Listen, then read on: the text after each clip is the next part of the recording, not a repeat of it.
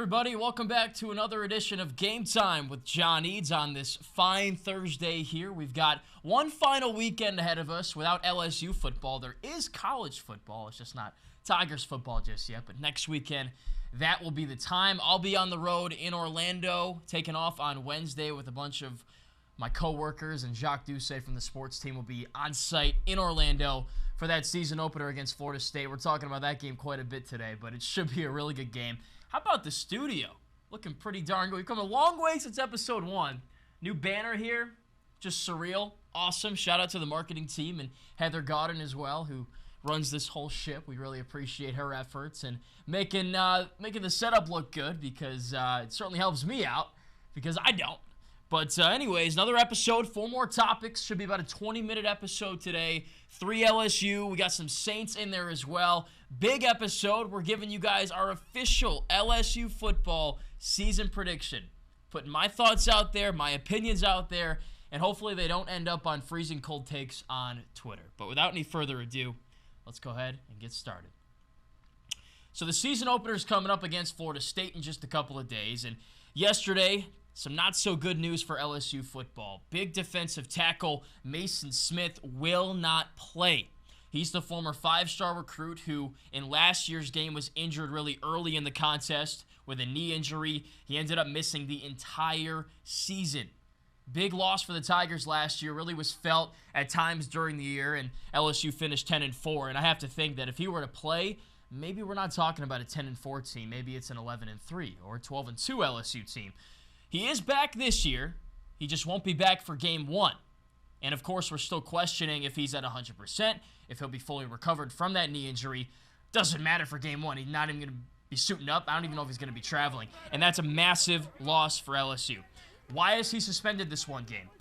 Well, many people have reported that he was participating in an autograph signing event with Kayshon Boutte before the 2021 season, before NIL was kind of in effect. That's what people have said. And because he didn't play pretty much all of last year, they couldn't give him that one-game suspension to serve last year. You probably wish he would have served it last year, because this year, obviously, everyone's thinking national title, and this is a game here, if you lose against Florida State, that could prevent you from winning the national title if you lose. So that's why he's having to serve it in this game. Obviously not ideal, because Florida State is a top 10 team. They've got a really good offense, and you want your team at full strength. You want all the pieces you have on your team available for this game, especially on the defensive line. And you're losing a starter, an all-SEC caliber starter. Not because of injury, just because of a rule violation. And, we can get into a separate tangent about if this is a fair punishment in the NCAA, all that stuff, but we could go on for hours about that. Why is this a big loss? Obviously, you're losing a starter and a guy that has potential to be an All-American. He'll be playing in the NFL, assuming he stays healthy throughout his LSU career and gets back on the field. Florida State projected to run for over 200 yards per game and pass for 280. So this offense is explosive, and they can really run the football. I saw them play in person last year when they made a trip up to Syracuse. I actually got the broadcast game, which was really cool. And I got to see firsthand how their offense operates under Mike Norvell. It's quick passes. It's quick screens. It's a lot of handoffs. But they've got guys that know the system, and they run it flawlessly. Trey Benson in the backfield. He's an all-ACC running back. First team all-ACC. Could be an All-American. He's a stud. Oregon transfer. Built really well. Good speed, good elusiveness. Full package. Lawrence Toafili as well. He's the backup. And he ran for almost 1,000 yards last year as a backup and started 10 games. So they've got a 1-2 punch there, running back, that will really cause some problems for LSU's defense. Now, that was with Smith in the game. Now we're talking about a game in which Maason Smith doesn't play. It just makes things a whole lot harder. Not to mention Jordan Travis, the dual-threat quarterback for Florida State. He's going to be tough to stop and bottle up. So as I said, you want everybody at your disposal to use to game plan to shut down these players, and you're losing perhaps one of the biggest of those weapons because of this suspension. So who can replace Maason Smith? Short answer is nobody. That's why he was a 5-star. That's why he's an all-SEC player. That's why he's a starter. Some options, though. Jacobian Guillory. He's 6'2", 320. He's been at LSU for a while. He started 2 games Made a handful of tackles in 3 years. So he has that experience, but now he's really being relied upon a lot more than he has been in the past. He didn't play a whole lot last year. So it's someone to put on the field, but it's not someone you expect great things from. Someone that can not only stuff a run, but also get interior pressure, which is very difficult to do. And they've also got Jordan Jefferson, who was a 4-star transfer portal guy from West Virginia. Between the two, Guillory and Jefferson, I would lean on Jefferson. He was the nose tackle there. With the Mountaineers, he's made a lot of tackles. Can also get some sacks as well. So that was a nice portal pickup for LSU. We've talked about Jefferson in the past. Check that video out if you missed it. Also, be sure to like and subscribe while you're at it. I think Jefferson needs to be the second D tackle along with Mekhi Wingo. He is the closest thing you have to what Maason Smith is. And the hope was that Jefferson could come into the game when Smith needed a break. Not necessarily a whole game of a break, and it's not a break because it's a suspension, of course. But he can be a short-term replacement, and I think he could do it well. Tough matchup, though. Top 10 team. Talked about the running backs they have. Didn't even get into the wide receivers because that's just a whole separate topic. Jordan Travis, a Heisman contender at quarterback, and the number 3 offensive line in the country, according to Phil Steele. 206 career starts return for Florida State in the offensive line. So that's a tough matchup. One in which you want Mekhi Wingo and Maason Smith playing in the interior of that defensive line. Looks like it's just going to be Wingo. And now you're looking at Jordan Jefferson, Jacoby and Guillory, or somebody else to fill the massive void that Maason Smith leaves while he's serving the suspension for the game in Orlando. So tough loss there. Some not so good news. Let's give you some good news, and let's flip to the offensive side of the ball. Freshman familiarity, bringing it back. This is part 4. Gave you a 2-for-1 last time with 2 tight ends, Mac Markway, Kamorian Pimpton. Today, we're sticking on the offensive side of the ball and going with Lance Hurd, who might be a little bit overdue for this segment. He was LSU's top commit, top recruit in the 2023 class. 5-star from outside Monroe. Went to the same high school as Will Campbell. While Campbell played left tackle in high school a couple years ago, Hurd played on the right side of the line. So that's pretty interesting. They got some familiarity there. And Campbell's the starting left tackle for LSU. For those who don't know, you should know his name. He's an all-SEC player. Could be an All-American. This is important because we've already talked a little bit about how LSU kind of has a depth crisis, right? Like they've got top-heavy talent, great starters, but not necessarily backups that can come into the game and play well. Hence the topic we just discussed with Maason Smith and not really having a backup option that's proven. Offensive line has a lot of depth, and Hurd plays a big role in that. And it's behind a top 5 that's really good. I think Hurd would start on 85% of college rosters right now. But this isn't one of those situations because Will Campbell's just a sophomore, and he started every game last year. He's all SEC after 1 year. Crazy. And then Emory Jones is on the right side of the line. Another guy who was highly rated. He's from Catholic High School just down the road here. And he started a lot of games last year, and he was good. So there's not really a weak link at tackle where you're like, all right, Hurd's coming in, and he's immediately a plug-and-play guy. Those spots have been taken. He's good enough to do it, I think. He's got the raw, intangible traits. But what are you going to do? Kick a starter off who proved himself last year, and you know what you're getting from him? Not to mention all-conference-esque players? No, you can't do that. So, unfortunately for Hurd, he chose a school where he's good enough to start, and he's in that top 8 in the offensive line room, but he just can't start because it's like you're in bumper-to-bumper traffic, right? You want to get through there and get to your exit. Maybe you're just a quarter mile up the road and you're getting off the highway, but you can't. There's obstruction. There's cars in the way. Believe me, I wish my car could fly, but that's not realistic, obviously, and Hurd can't just insert himself into the starting lineup. Now, how could he see the field? Obviously, with the backups, there's a couple of games on LSU's schedule, Grambling, maybe Army, Georgia State, where he could get in garbage time if those are blowouts. And LSU could blow out some SEC teams, too, and get him in there. But maybe if it's a competitive blowout and it's a 2-3 touchdown game, third, fourth quarter, send him in for a series. See what he can do. He's been impressing in practice, all good reports that I've read, so that's good. 6'6", 340, over a 7-foot wingspan. He's a big guy. Like, he's got the build to be the left tackle of the future. But the problem is LSU has its present and future left tackle right now, Will Campbell, of course. But he is in that top 8. So second team, he's been running with them, getting a lot of reps there. And if anybody gets the injury bug at all, anything like that, Emory Jones, Will Campbell, maybe even one of the interior guys, he's right in there, ready to go, just waiting in the wings. And if somebody struggles, I mean, just because you were an all-SEC player last year, you're all-SEC preseason, and you started so many games last year, doesn't mean you're going to walk into year 2 and excel. Maybe Jones or Campbell take a step back for whatever reason. I mean, Campbell, I was watching the Florida State film from last year. Jared Verse, the All-American D end on Florida State, he gave him some problems. Maybe Hurd's a better matchup because he's more athletic. He's got longer arms. Who knows? I mean, maybe he could see the field for situational matchups like that. And I mean, Campbell missed a game last year. Tennessee, talked about this last episode, and they had to put somebody else in for him, and that guy, he was a turnstile. I mean, everybody was getting into the backfield. TFL, sacks. So that's a good situation to have now where you've got a guy like Hurd or some other guys in that offensive line room that can just slot right into the game. So look out for Lance Hurd, #1 recruit in LSU's class again. I mean, that means the guy's pretty darn talented. 5-star, athletic, an All-American in high school. He'll be playing in the NFL one day.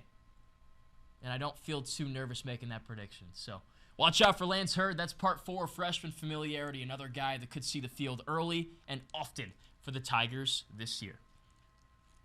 Now I get rid of this notepad for a brief time and bring in this notepad. It's yellow, and it's got my season predictions for LSU football. If you want to take a freeze frame, you can zoom in and see if you can see what the record is there.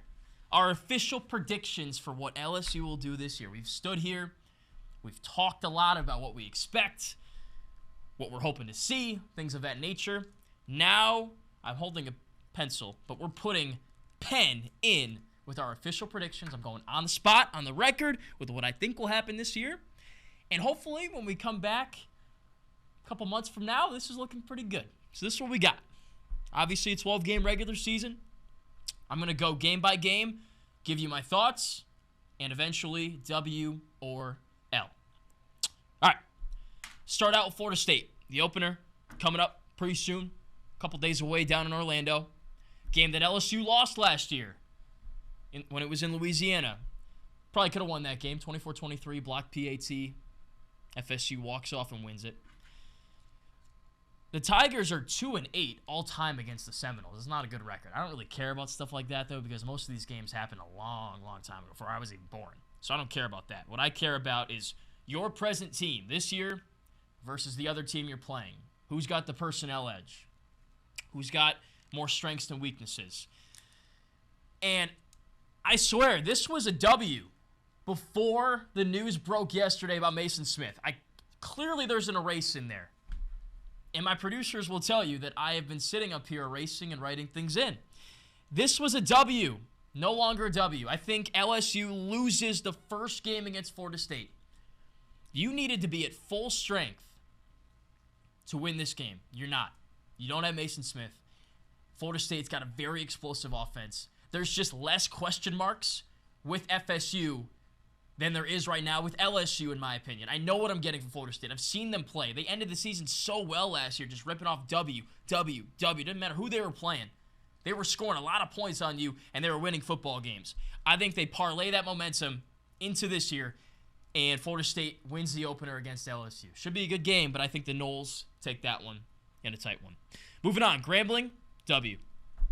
Kind of like the Bayou Classic in a different sense. LSU and Grambling, that's a win. No disrespect. I'm just talking W's and L's. Next up, on the road at Mississippi State, a team that's in a bit of fluctuation right now. Mike Leach, rest his soul, no longer coaching there. So they've got a coaching change. They're still running that air raid offense from what I understand. And they have their defense still in place. The 3-3-5, Zach Arnett's the new head coach. They've got a lot of returning production, but I just don't think that offense is going to perform as efficiently as it did under Leach, because Mike Leach was the architect of that offense. He was Mr. Offense. Arnett's a defensive guy. I just don't trust that Mississippi State will produce the same way offensively that they have in the past. So that's a win on the road. Not to mention LSU's 13-2 historically at Mississippi State. So that's a good record. Now we get into the defining stretch of the season. I talked about this last episode. Check it out if you missed it. The 4 games that will tell the tale of how good this team will be. It's Arkansas, at Ole Miss, at Missouri, Auburn at home, playing the Tigers off a bye. I think you win the Arkansas game, it's going to be ugly, just like it was last year, 13-10. I think it's the other way around this year. I think there's more offense and not much defense because the Razorbacks got a great offense. KJ Jefferson, Raheem Sanders, no defense, though. So W there. The home team has lost the last 3, which is interesting. And LSU's at home, but I don't care about that trend. Give me the W there. Then you go on the road to play Mississippi, another game where the numbers don't favor you. The away team just 2-8 in this series in the last 10 games, 1-9 against the spread. But I think you win. Ole Miss's defense isn't projected to be good. They're supposed to allow about 27 points per game. LSU's defense, 21 points per game. 2 good offenses. I'm siding with the team with the better defense, at least from a projected standpoint. If Ole Miss is going to win a game, it's going to be with their offense. Not a believer in that offense this year, though. I'm more of a believer in what LSU can do with Jaden Daniels in year 2. So give me the win there for LSU. Then back on the road a week later against Missouri, a team that I think will pull an upset this year, but not against LSU. W for the Tigers. They right the past wrong from 2020 when Mizzou won at home there in that COVID season. Now we get into the second half of the season. Got Auburn at home. They're coming off a bye. The away team has won 3 of the last 5. LSU won last year on the road. A game I watched recently where Auburn was up 17-0. And if anybody else is coaching that team, not Brian Harsin, they win that game. Like, Auburn should have won that game. But LSU comes back and wins. They scored 3 straight touchdowns, 21-17. Hugh Freeze in there now. Mr. Offense from Liberty, former Ole Miss coach. I think Auburn's going to pull an upset this year too, but not in this game. Again, I like the team with the better defense. Auburn not supposed to have a good defense, and I think they're really going to turn it up towards the end of the season. They got a new quarterback, a lot of new pieces. They do have a good defense, but from a points per game standpoint, LSU is like 8 points better, it says.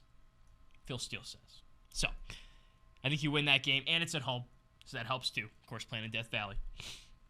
Then the next week, home game against Army. They run that triple option. First meeting since 1931. I remember that game. It's a great one. Anyways, Brian Kelly, though, 2-0 against Army in his career, so I think he's going to have his team ready for this triple option. I know it's different than what they see every week. I think they're going to be well prepared. Then they got a bye week right after. So, we head into the bye. Let me count out the W's here. Should be 7-1. 4 games left. Big 4-game stretch. Starts with Alabama. Big one. They're coming off a bye as well. 2-2 since 2018 this series. Won last year, of course. Exhilarating 2-point conversion. I think you win this game. I think you go to Alabama and win the football game. I don't think their offense has enough firepower this year. Saban's going to try to run the clock, run the football a lot, and kind of manage games. That's not going to work against this explosive offense, though. I don't believe in any of the 3 quarterbacks that are battling for that job or the new OC, Tommy Rees. They got a great defense. If Alabama wins this game, it's going to be because of that defense. They're stacked everywhere. But I think LSU just has more points capable from its offense than Bama does. And Brian Kelly got the job done in year 1, too. So, give me LSU there. Florida, Georgia State, win-win. LSU's won 4 straight against Florida. If you like betting, I'd probably bet the over because the over has been very popular in this matchup in the past. And first meeting ever against Georgia State, that should be a win. All right, here we go. 10-1 LSU against 10-1 Texas A&M. Winner wins the SEC West. Thanksgiving weekend right here in Baton Rouge. Winner to the SEC title. A&M won last year. A game that LSU, nobody really knows what happened. They just laid an egg. First time they really laid an egg all year last year. I think they come back with a vengeance. They use the home crowd. And by game 12, this offense is buzzing. The defense is buzzing. Hopefully they can avoid some injury problems. And I think LSU beats Texas A&M to finish the regular season 11-1. Undefeated in SEC play. Going to the SEC title against, I think, Georgia. I don't think they'll win that game, but you're right there with a chance to make the college football playoff, the 4-team field. That Florida State loss might hurt you in terms of that, But that's my prediction. 11-1, 8-0 in the SEC, to the SEC title, right there in terms of making the field of 4 for the college football playoff. Let me know what your prediction is in the comment section below. Tell me which games I'm wrong about, which games I'm right about, if any. I'd be curious to know. And hopefully, this doesn't backfire. So there we go. It's on the record. 11-1 LSU Tigers in 2023. All right, let's round out with some Saints talk and bring back my other notepad, my other notes. Don't have many notes because this next topic doesn't deserve a lot of notes, to be honest with you. It's just pure facts. Derek Carr will be transformative for the Saints this year. I was wanting to save this topic because I wasn't sure how much he would play in preseason. He played the opener. That's all we've seen from Derek Carr. But I saw all I needed to see. The dude looked unbelievable. He had this Saints offense moving like a well-oiled machine. A rejuvenated Derek Carr, people are saying. Comes over from Las Vegas. Seemed like he was plateauing a little bit over there. Not boosting his numbers. Not making the playoffs very often. But he could do that here in New Orleans. And game 1 against the Chiefs in the preseason proved it. He went 6 of 8 for 70 yards. And just like an assembly line up and down the field, this offense. And I think this is such an improvement on what Andy Dalton did last year. The guy finished with about 2,900 yards. And in terms of passing yards, he's right there with guys like Dak Prescott, who got injured, Jacoby Brissett, who should be a backup in the NFL, Ryan Tannehill, who is not a very good quarterback. He's a one-trick pony, really. And Kenny Pickett, who was a rookie last year with the Steelers. That's not elite quarterback play. And that's what New Orleans deserves. Think about the weapons on this team. Alvin Kamara at running back / receiver. Juwan Johnson at tight end. Michael Thomas at receiver. Chris Olave at receiver. So many options. So many guys that can make plays. A.T. Perry, another one. You need a quarterback back there that can just not mess it up, really, because there's no shortage of options. No matter which way you look on the field, you've got someone to throw the ball to. You've got someone to hand the ball off to there in Kamara, who's lightning in a bottle. Just have someone back there that can manage it all. The office manager, if you will. Just make sure the place doesn't burn on fire. Derek Carr changed this offense in game 1, and he will do it all year. The way he sits in the pocket, can make all the throws, goes through all of his progressions, finds the best option. Looks like he's already got so much chemistry with his receivers. Like he found Juwan Johnson on a 3rd down and 8 to move the chains. They haven't been playing that long together. So that was impressive.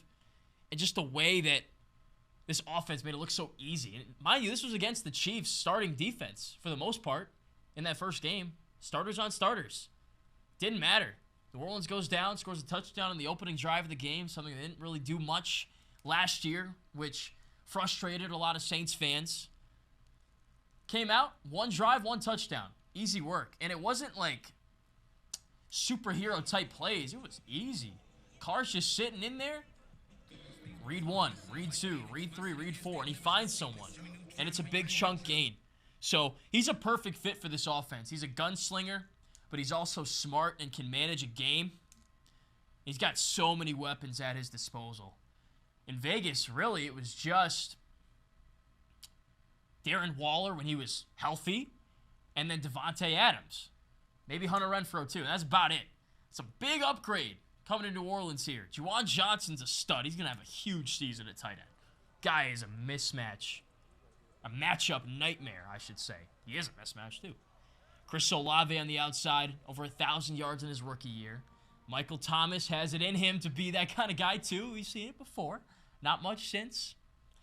And then A.T. Perry. I mean, the guy's had a heck of a preseason. Was a dog at Wake Forest, too. I could speak on that firsthand. So I think Derek Carr is going to really turn up the heat with this offense. And because of it, this Saints team, I think, could easily win the division and make the playoffs. And it's all because of one player. So that was a heck of a signing. I'm excited to see what Carr can do. Just, I saw 1 drive, and I know it may seem like an overreaction, but all I saw were good things, and those aren't things that are going to happen one game and just not happen in another game. It's all stuff that's just intangible with this offense. And you'll see it week 1 all the way to week 17 and beyond. So watch out for this Saints offense. And make sure you bring your popcorn to the games because you'll want to be snacking on that while you're watching. So, all right, that wraps up another episode of Game Time with John Eads. Great episode. Got some predictions out there. Next week, it's game week. So we'll have an episode on Tuesday, of course. And then what I think we're going to do is have an episode from Orlando where we will preview Florida State, and that's all we're really going to talk about. Might get some Saints in there, too, because they're starting up pretty soon here. But we're excited to bring you guys along for that journey. So, like, subscribe here on YouTube. Check out our playlist for all the videos we've done. You can also find us on WAFB.com/GameTime, which the poster says here for your convenience. And download our 9 News app as well if you want to stay up to date and just check out all the other content we do here at WAFB. Follow me on the socials, X app, at John Eads WAFB. Hard to keep track of all of them. And then on Instagram, John Eads TV. I'm also on Facebook. Just look up my name and shoot me a follow. I'll follow you guys back, and be sure to comment on the videos, and I'll take the time to reply back. So thanks for watching. Catch y'all next time. Should be a lot of fun.